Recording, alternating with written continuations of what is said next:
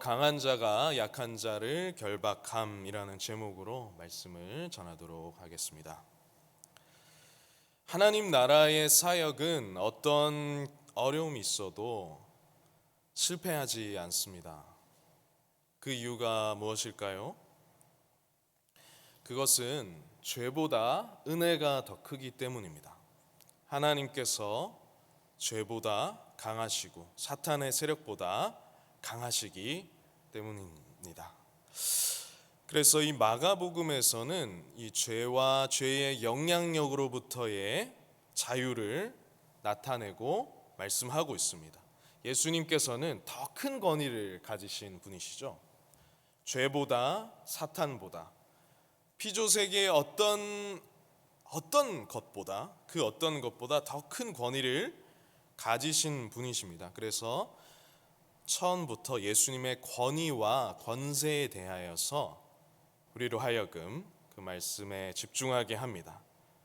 그리고 빠른 전개를 통하여서 이 자연세계와 피조세계, 보이는 세계, 보이지 않는 세계가 예수님의 왕적 통치에 즉시로 순종하는 모습을 보이고 있습니다. 예수님께서는 다스리는 권세를 가지신 분이시고 왕이시며 그런데 인격적이신 분이십니다. 인격적으로 우리를 대하시고 종으로서 사역하시는 이 키워드를 놓치지 말아야 하는데요. 오늘 말씀 7절부터 30절까지 말씀에는 이제 네 가지 부분으로 되어 있습니다. 첫 번째는 많은 무리가 나오는 부분, 두 번째는 12제자를 부르시는 부분, 그리고 세 번째는 소동이 일어난 부분과 성령 회방죄에 대한 이 네 가지 부분으로 되어 있는데, 첫 번째 많은 무리가 나오는 부분을 먼저 살펴보겠습니다. 많은 무리가 나왔는데요. 7절에 보시면 예수께서 제자들과 함께 바다로 물러가시니 갈릴리에서 큰 무리가 따르며. 자, 그러면서 예수님께서 어떠한 행동을 하셨습니다. 9절 말씀 우리 같이 한번 읽어보겠습니다. 시작. 예수께서 무리가 에워싸 미는 것을 피하기 위하여 작은 배를 대기하도록 제자들에게 명하셨으니. 아멘. 예수님께서 이제 제자들과 함께 바다로 가시니까 갈릴리에서 큰 무리가 예수님을 따랐습니다. 그런데 이제 사람들이 많이 예수님께 이제 찾아오고 예수님을 만지려고 했어요. 그 이유는 예수님의 옷자락이라도 만지면 그 병이 나을까 하여서 그 예수님을 만지려고 했습니다. 그런데 예수님께서는 그들이 에워싸 미는 것을 피하게 하시려고 그 바다에 배를 띄우셨어요. 바다에 배를 띄우셔서 거기에서 가르치셨습니다. 많은 무리가 나왔을 때. 그래서 그 작은 배, 이 사람들이 갈릴리에서 이제 고기를 잡고 하는 배들은 굉장히 큰 배인데, 예수님께서 지금 오늘 성경 말씀에는 작은 배를 띄워놓고 거기서 말씀을 하셨다라고 합니다. 왜 그렇게 하셨냐면 무리가 에워싸 미는 것을 피하기 위해서. 예수님께서는 이들을 인격적으로 대했던 것이죠. 사람들이 상할까봐, 사람들이 무리가 에워싸서 밀면서 상할까봐 접촉할 시 그렇게 상하기 때문에 예수님께서 미는 것을 피하기 위하셔서 이 배를 띄우시고 거기서 말씀을 하셨습니다. 이 갈릴리 바닷가에서 예수님의 말씀이 이렇게 예수님 배 위에 계시고 사람들이 몰려온 그곳에서 예수님께서 가르치시고 그 말씀이 전파가 되었을 것입니다. 그래서 바람을 타고 이렇게 예수님의 말씀이 전달되었겠죠. 예수님 말씀하시는 이 모습을 한번 상상해 보십시오. 너무 멋있었을 것 같아요. 저는 예수님께서 이렇게 갈릴리 배에서 말씀하시는 모습이요. 그래서 이제 띄어서 말씀을 하시고 이제 그 다음 내용이 무슨 내용이 나오느냐면요, 11절 말씀에 더러운 귀신들도 어느 때든지 예수를 보면 그 앞에 엎드려 부르짖어 이르되 당신은 하나님의 아들이니다 하니. 이렇게 하나님의 사역을 방해했어요. 귀신들이 예수님이 누구신지 정체를 말하는 것 같지만 사실 예수님의 사역을 방해하는 것이죠. 귀신은 하나님의 의를 이루지 못합니다. 그래서 귀신도 알고 떠들지만 이 하나님의 사역은 어떤 이렇게 물건 나르듯이 되는 것이 아니라 인격적인 말씀 속에서, 인격적인 관계 속에서 이루어지는 것이기 때문에요. 이 귀신들이 말하는 예수님의 정체에 대해서 이야기하는 것은 결코 하나님 나라의 의를 이루는 말이 아니었던 것이죠. 그래서 예수님께서는 자기를 나타내지 말라고 많이 경고하시니라 이렇게 말씀을 하고 있습니다. 그래서 예수님께서는 이 말씀과 하나님 말씀의 선포와 인격적인 관계 속에서 자신의 정체가 밝혀지기를 원하셨습니다. 오늘날도 마찬가지입니다. 하나님 나라의 사역은 하나님의 말씀이 전파됨을 통해서 이 메시지를 듣는 가운데 교감 속에서 하나님께서는 우리들을 아버지께로 이끌고 죄와 죄의 영향력 아래 있는 자들을 아버지께로 이끌고 은혜의 나라로 들어갈 수 있는 것입니다. 두 번째 부분입니다. 그것은 12제자를 부르시는 부분인데요. 자, 13절 말씀에 이렇게 되어 있습니다. 또 산에 오르사 자기가 원하는 자들을 부르시니 나아온지라. 자기가 원하는 자들을 부르셨고 나와왔다고 되어 있습니다. 예수님께서는 이 12제자를 부르셨습니다. 그리고 함께 사역하셨고 함께 있게 하셨죠. 왜 12제자를 부르셨을까요? 예수님께서는 이들을 불러서 전도하게 하시고 말씀을 보시면 자기 함께 있게 하셨다고 14절 말씀에 되어 있습니다. 또 보내사 부르시고 보내사 전도도 하며 귀신을 쫓는 권능도 가지게 하셨습니다.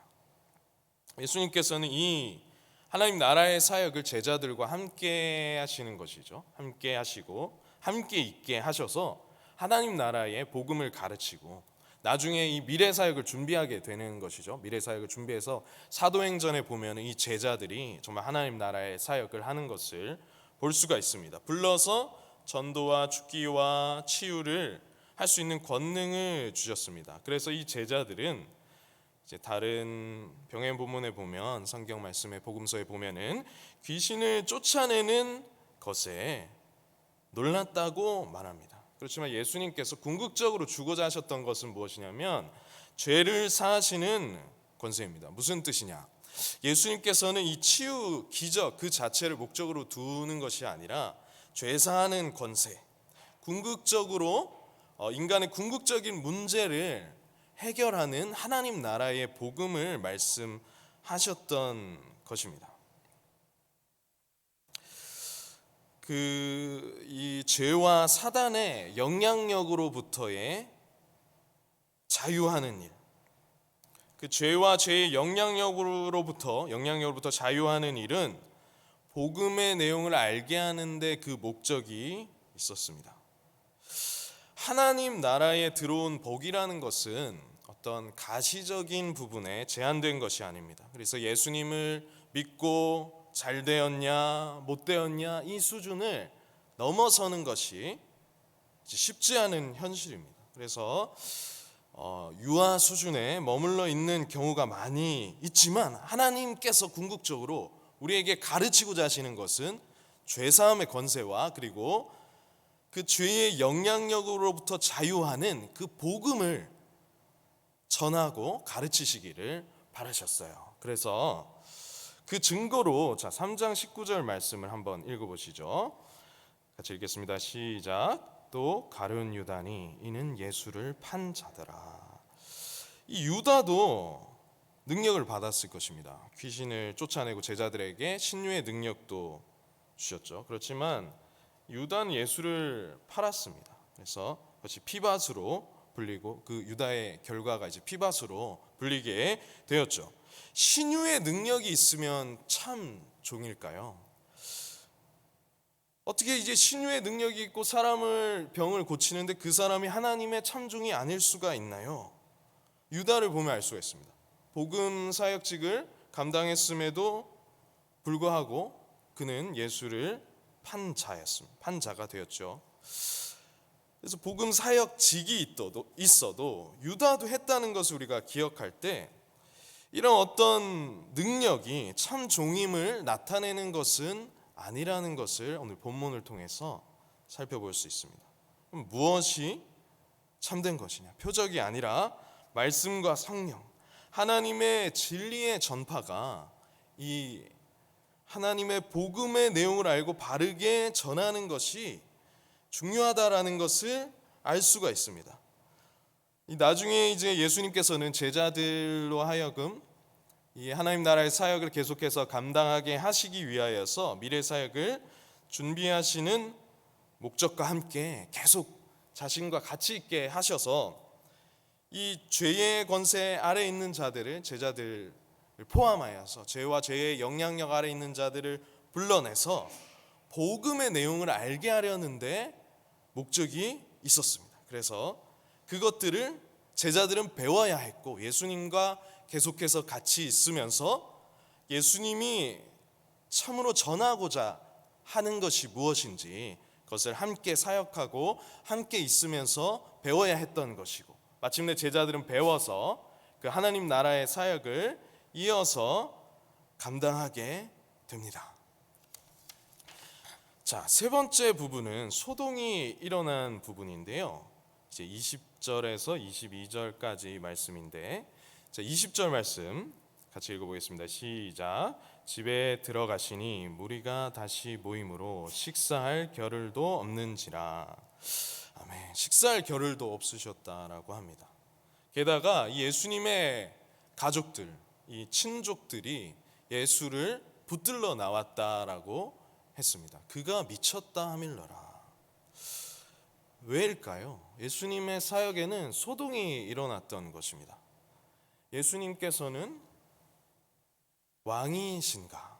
로마의 압제로부터 해방하는 그러한 사역을 하시는가? 그것도 아니고요. 그리고 이렇게 잠잠히 신방을 하시나? 그것도 아니고요. 서기관처럼 존경을 받으시는 어떤 그러한 사역을 서기관처럼 하시는가? 그것도 아니었습니다. 아니면 회당에서 조용하게 말씀을 가르치셨는가? 그것도 아니었습니다. 소동이 일어난 것이죠.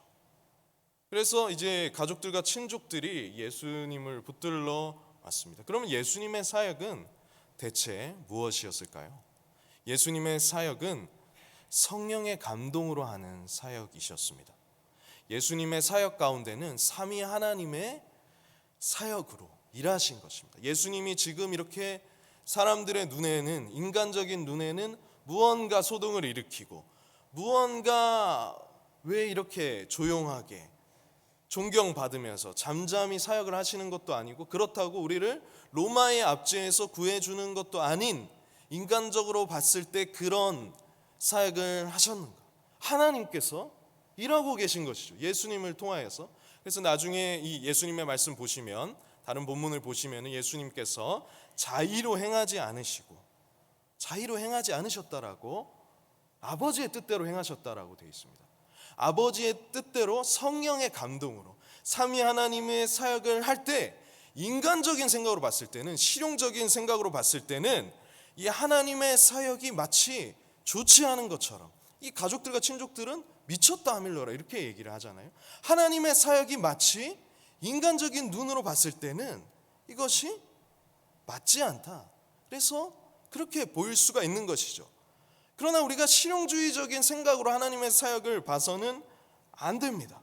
오늘 말씀을 보시면 예수님의 사역으로 인하여서 인간적인 방법으로 일하시지 않았지만 그 가운데 하나님의 역사가 일어나는 것을 봤을 때 그것이 참으로 복되고, 우리 또한 그것을 바라야 되는 것입니다. 하나님의 사역이 충만하게 역사해야 되는 것이고, 우리의 인간적인 생각으로 하나님의 사역을 방해해서는 안 되고, 우리 또한 성령의 충만함과 삼위 하나님께서 우리 가운데 일하시기를 간절히 바라야 되는 줄로 믿습니다. 마지막으로 네 번째, 22절부터 30절까지 성령 해방제 말씀인데요. 자, 22절 말씀을 한번 읽어보시겠습니다. 시작.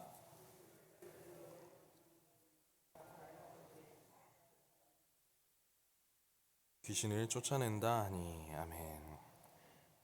예수님의 사역을 심지어 사탄의 사역이라고까지 말하는 것입니다. 바알세불은 누구냐면 귀신의 왕을 이야기하고 있는데요. 귀신의 왕을 힘입어서 하는 것이라고 성령의 사역을 오판하는 일이 일어납니다.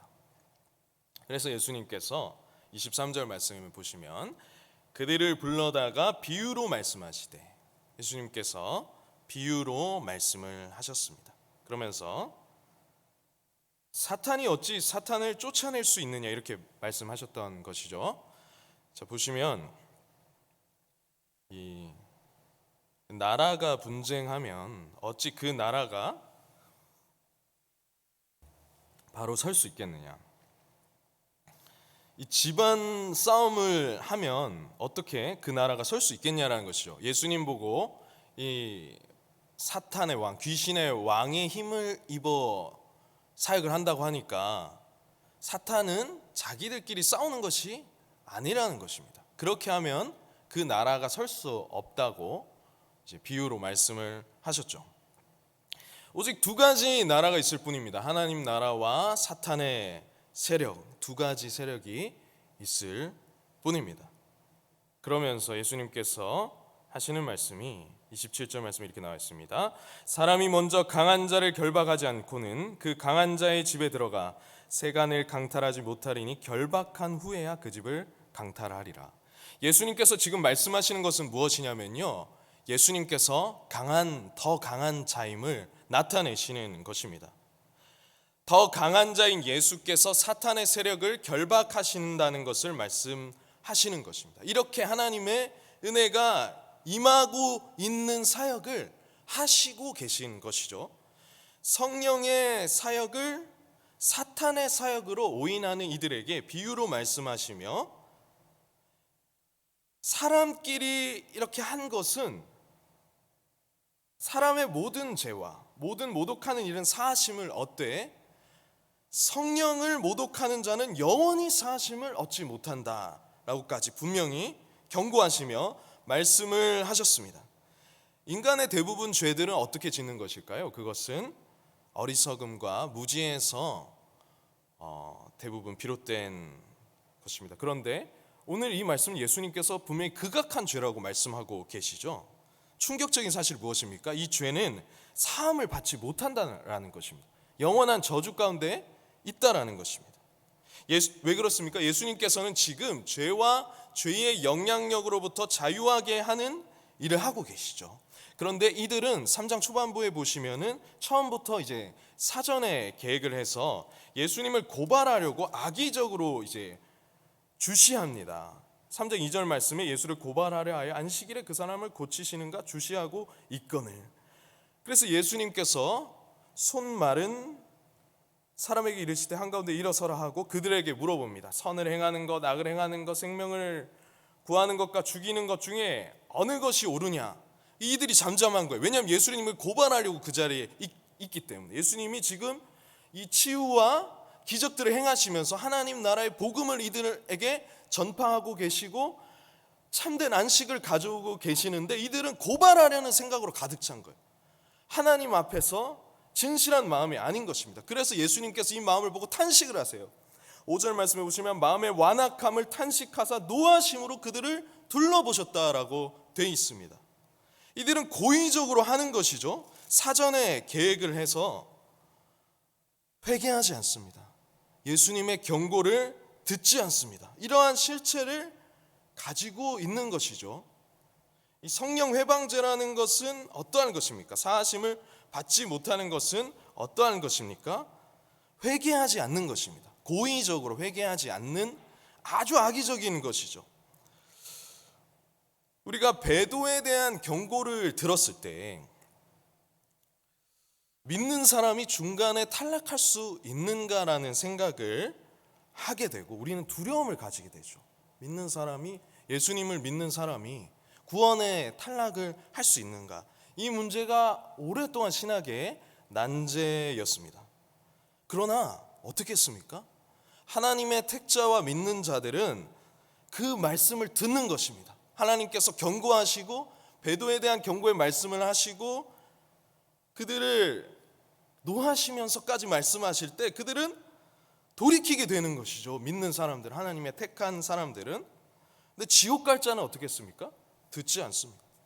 고의적으로 계속해서 예수님을 죽이고자 하고 마침내 거기까지 가는 것입니다. 이 사람들의 방해에도 불구하고 예수님은 하나님 나라의 사역을 멈추지 않으시고 계속 하십니다. 회개하지 않은 그 사람은 어떻게 됐습니까? 우리 유다의 결론을 너무나 잘 알고 있는 것입니다.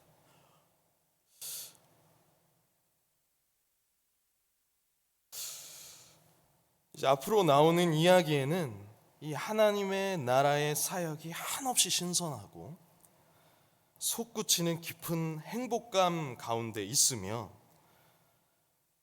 그 어떤 관계보다 깊고 더 크고 영원한 것에 그것임을 계속해서 말씀하시며 사역을 이어나가시게 됩니다. 오늘 말씀을 정리하겠습니다. 첫 번째는 많은 무리가 나오는 가운데 예수님께서는 말씀과 은혜의 사역을 하셨다. 그 사람들을 인격적으로 대하시면서 혹시나 그 사람들이 다칠까 봐 미는 것을 피하기 위해서 배를 띄우시는 예수님의 배려, 따뜻하게 사역을 하신 예수님의 모습을 첫 번째로 살펴볼 수가 있었고요. 두 번째는 12제자를 불러서 함께 있게 하시고 함께 사역하게 하셔서 복음을 가르치시는 그 모습.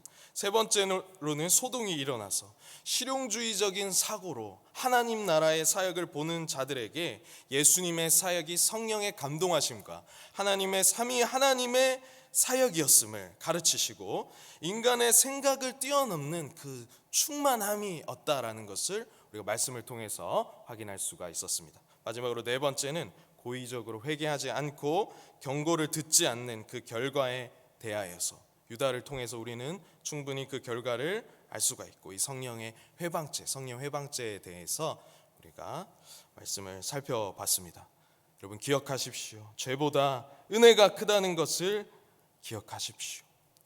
강한 자가 더 강한 자가 약한 자를 결박한다는 것을 기억하십시오. 하나님 나라의 사역은 어떤 어려움이 있어도 결코 실패하지 않습니다. 예수님이 더 강한 자이시고 약한 자 사탄의 세력을 결박하시는 사역을 하고 계시다는 것입니다. 그래서 예수님께서는 복음을 전하시며 죄와 죄의 영향력으로부터 우리를 자유하게 하십니다. 이 사탄의 세력, 질병으로부터 모든 이 악과 고난으로부터 자유하게 하시는 하나님 나라의 일을 하고 계신 것이죠. 이러한 좋으신 주님, 권위 있는 주님을 우리가 변함없이 믿음으로 살아가기를 예수님의 이름으로 축복합니다. 우리 함께 기도하시겠습니다. 이제 첫 번째 기도 제목은 하나님 나라의 사역은 어떤 어려움이 있어도 실패하지 않는다는 것을 깨닫고 믿음의 눈으로 바라보게 하소서.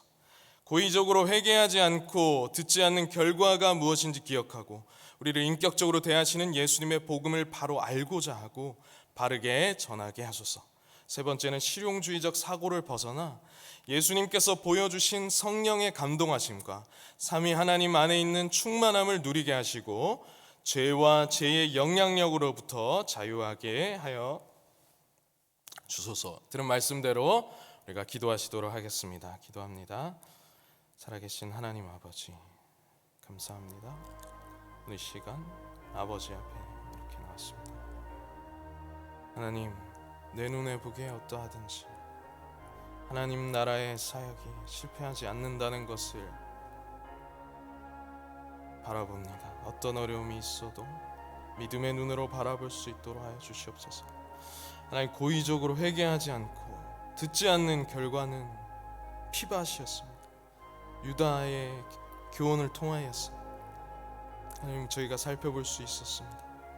제자로 부름을 받았으나 치유의 능력을 가졌으나 권능이 있었으나 예수님께서 주셨으나 그것을 되려 예수를 파는 사람이 된 것을 저희가 기억하며 주님의 말씀에 저희가 더 완악해지지 않고 부드러운 마음으로 주님의 말씀을 들을 수 있도록 하여 주시옵소서.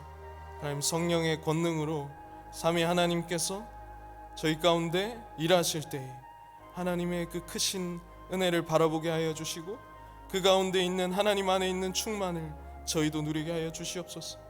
하나님 또한 실용주의적인 사고를 벗어나서 인간적으로 이것이 효율적이냐 비효율적이냐 생각하기보다 그것을 하기 전에 예수님께서 보여주신 그 감동이 어떠한 것인지, 그 충만하심이 어떠한 것인지, 사람들은 예수님을 미쳤다라고 말하며 하나님 자신의 생각대로 하나님의 사역을 제안하는 우를 범했습니다. 아버지여, 저희로 하여금 그 하나님 안에 있는 충만을 허락하여 주시옵소서. 그리고 또한 귀신을 쫓아내시며 병자를 고치시며 하나님 그 가운데 죄와 죄의 영향력으로부터 자유를 주시는 사역을 하셨습니다. 궁극적으로 하나님과의 관계를 회복하심으로 말미암아 우리 안에 있는 악과 고난이 해결되어져 가는 것을 주께서 가르치셨습니다. 우리 또한 주의 말씀을 늘 배우고 주님을 따라가는 가운데 있습니다. 하나님, 저희들이 그 제자에도 예수님께서 가르친 하나님 나라의 복음을 바르게 알게 하여 주시고, 그리고 그 죄의 영향력으로부터, 죄로부터 자유하게 하는 이 복음의 능력을 소유하고 바르게 전파하는 주의 복된 백성들로 살아가게 하여 주시옵소서. 하나님, 감사드립니다. 좋은 십자가 뒤에 감춰주시고 하나님의 영광만이 남게 하여 주시옵소서. 주님의 이름으로 기도하옵나이다. 아멘. 주기도문 하시겠습니다. 하늘에 계신 우리 아버지여, 이름이 거룩히 여김을 받으시오며 나라가 임하시오며 뜻이 하늘에서 이루어진 것 같이 땅에서도 이루어지이다. 오늘날 우리에게 일용할 양식